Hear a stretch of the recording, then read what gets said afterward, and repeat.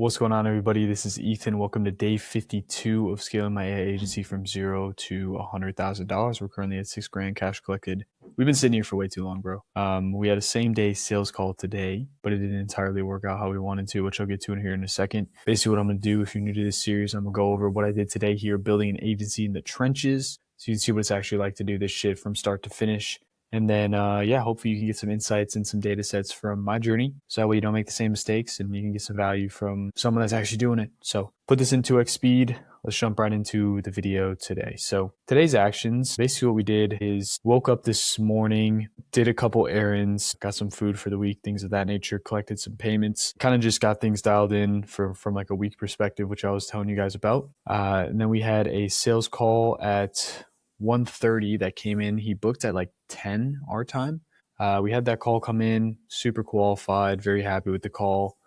Joined up on the Google Meet and waited about 10, 15 minutes and then shot him a text, gave him a couple calls, didn't answer. I was like, no way, this guy ended up no-showing. And then he hits back and he said, sorry, got booked, got busy, whatever. So I just hit him back and I was like, yo, no worries. I'm pretty booked up the rest of the day. If you have any time tomorrow afternoon, let me know. No, I said like, if you have the same time tomorrow open, we can do that. I'm still waiting to hear back. I'll follow up in the morning, but good opportunity, good sign. I think we only spent like $30 on the ads. So seeing a call come in was a really good sign.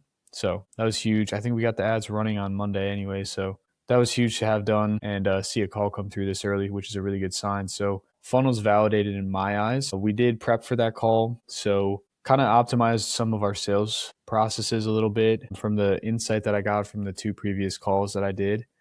So we got some insight from that, pretty much optimized the sales framework from a high level and made sure that we were in a good spot from the sales side of things, if that makes sense. Cool. So I'll show you the framework here just so you can kind of see. So I have an intro pre-frame.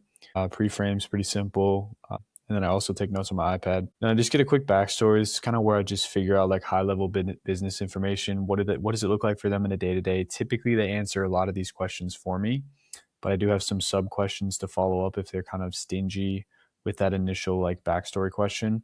And then I figure out what they did in total gross revenue for the last year, since we have like a range with the form, and then make sure like, hey, has that been pretty steadily consistent year over year? Or have you been growing pretty fast? And then figure out what they're trying to be at revenue wise and the goal behind that. And then also what they're trying to push. So like, what vertical are you primarily trying to focus on is kind of another question that I bring into that, and then figure out their average ticket size, and then kind of going into their bottleneck that they're experiencing right now. Have they tried to fix this before? What have they tried? Seeing if they've worked with an agency, got bad results, etc. And figuring out the goal, what actually changes in your life when you hit this, and then making sure they have capacity, and then figuring out the tech stack. Most of the times I figure that out naturally in the call, but I have that as a question there if needed, because it's definitely important to know. Not super important, but it works. And then a recap, and then transition, and then I go into the Miro. I don't know how much of this I can show you guys. Let's see. All right, so I'll kind of show you. So first I go into a case study.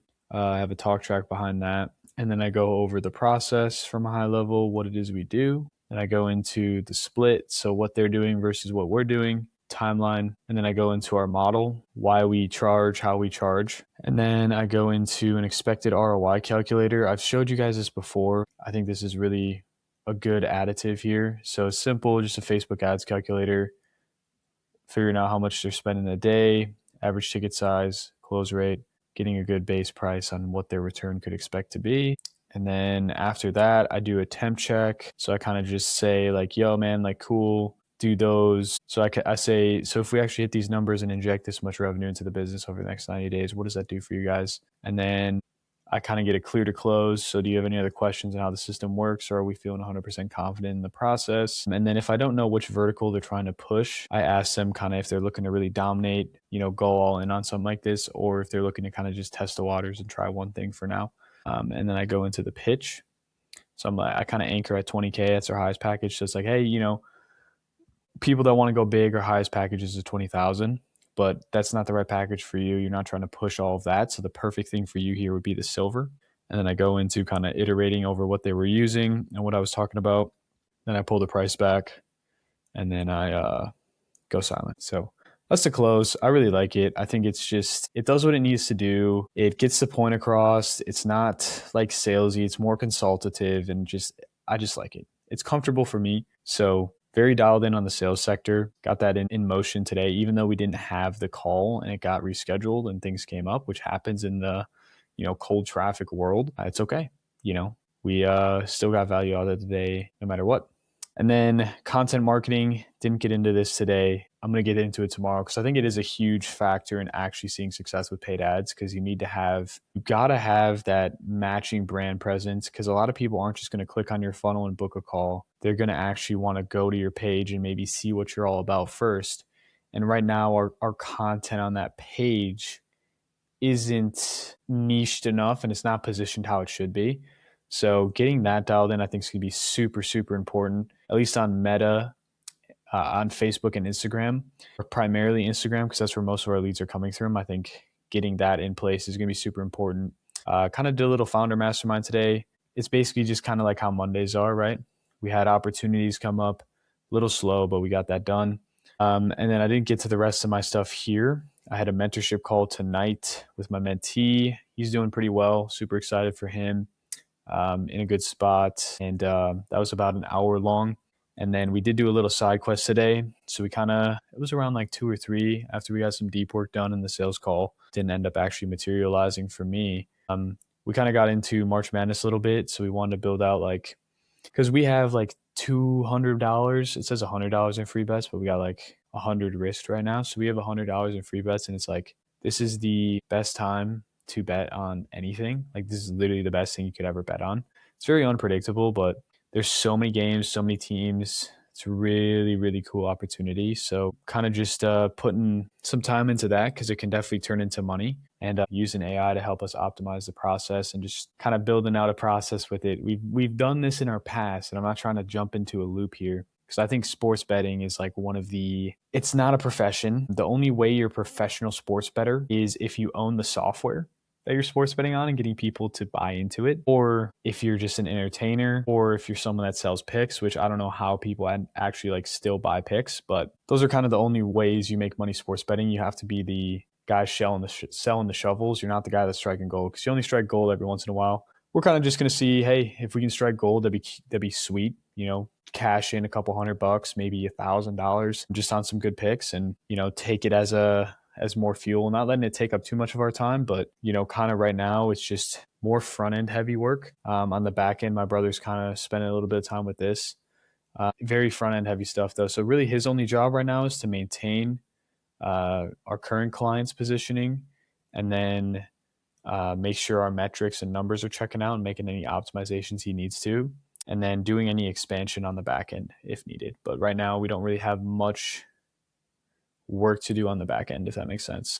On my end though, I have a lot to do. I think it's nice that it's only like these two things: middle of funnel videos and content marketing. I think it's ideal there. That's definitely ideal. Content marketing is so important. Like, that's something I've really wanted to get dialed in, but it didn't directly attribute to revenue. But now that we're spending full-fledged on ads, I think we definitely need to get the short form presence locked in. Definitely D2. So that's going to be something on my list tomorrow. It's going to be a very busy day. As of right now, I don't have any sales calls scheduled, but ideally we're going to be able to get back on with this guy, Jack, here in the early afternoon, my time. We'll see. Otherwise, we'll give him a call and try to at least get a time in place. So I'm going to follow up with him in the morning. But yeah, that's kind of where the day is. That's kind of where my head's at here as I'm building the agency. I've kind of thought about a couple things. I feel like people, and this is what's cool about having a mentee, bro, because I see it's kind of like, a veteran perspective. I'm 21 and I don't even feel like a vet yet, but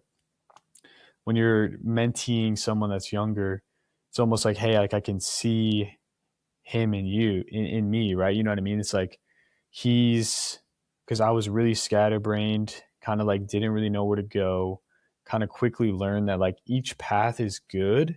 You just have to pick one. You know what I mean? And if it's not the right path, it'll lead you to the right one. So it's almost like, don't let analysis paralysis get in the way of you actually succeeding. Because when you analyze and overestimate and think that one option is really good just because of the pay or just because of something that's drawing you to that option, but really at the end of the day, it's halting you and causing you not to continuously improve and make more money over time, like let's say a deal's stuck, right?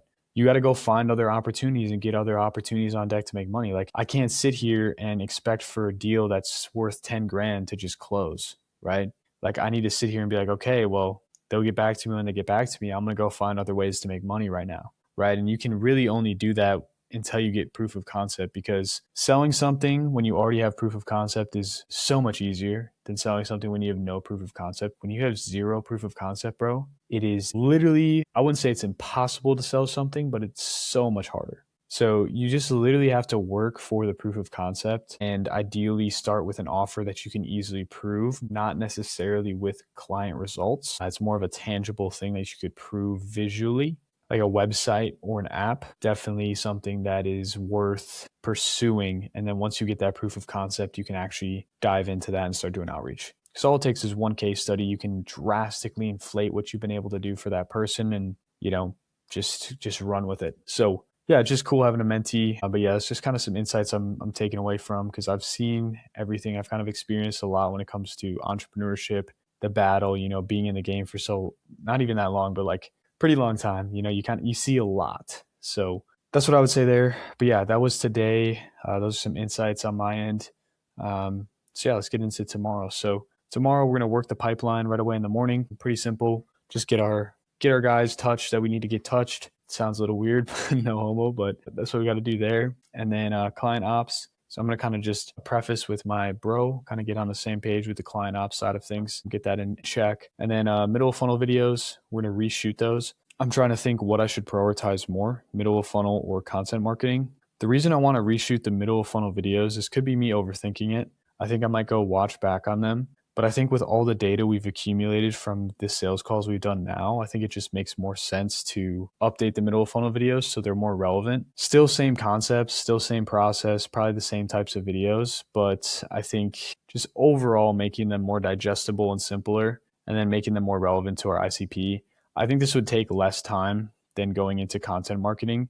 So I'd probably put this first just because but at the same time, does it directly correlate to revenue? I guess they both do. So it's kind of just like, what do I prioritize? As of right now, I'm thinking middle of funnel videos I'm going to prioritize, but that could change. So I guess we'll see. It could be content marketing, or I'll plan both of these out. And then in the morning, I'll plan both of these out probably for a couple hours, the first big chunk of the deep work session. And then when I get back up here, shower, freshen up. And then once I get in front of the studio light and stuff, I'll be able to do the videos and also the content marketing and actually get them filmed. So I'm thinking I'll probably just plan them out first, and then I'll actually go into creating and executing for those. So I'm going to kind of map that out here on the iPad, make sure we're in check there. So essentially what I'm going to do is plan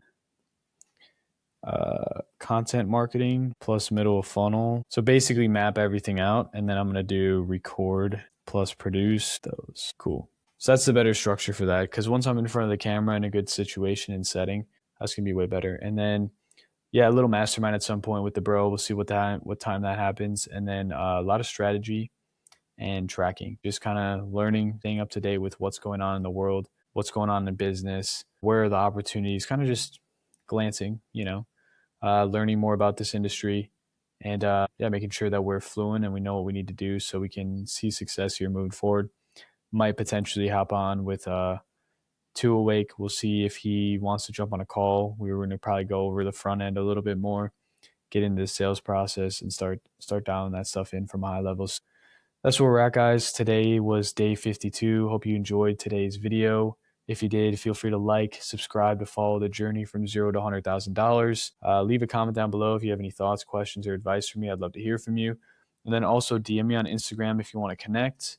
Or if you want some advice on starting an agency, at least from someone that's 52 days ahead of you, feel free to DM me on Instagram. But yeah, hope you guys enjoyed. We're going to have a good day tomorrow. Keep you guys updated. And yeah, man, keep chugging along. This is day 52. We'll see you guys in the next one.